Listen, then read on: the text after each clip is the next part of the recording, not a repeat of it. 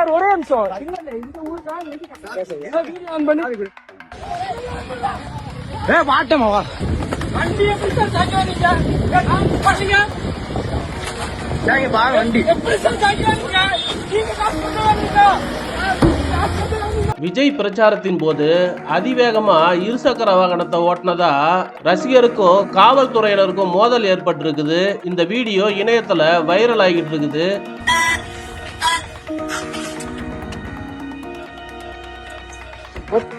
Sir ஒரே நிமிஷம்.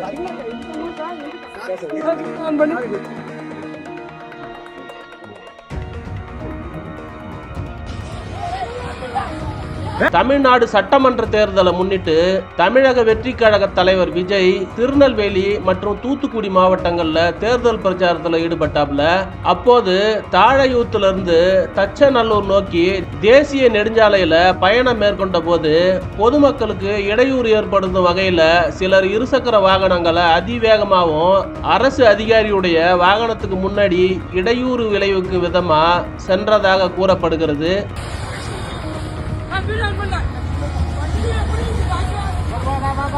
வண்டி எப்படி சாய்க்கலாம் சார்? வண்டி எப்படி சார் சாய்க்குவாங்க? வண்டி எப்படி சார் சாய்க்குவாங்க? இந்த நிலையில அந்த வாகனங்களை நிறுத்த முற்படும் போது அவர்களுடைய எச்சரிக்கையை புறக்கணித்து நிக்காம சென்றிருக்காங்க.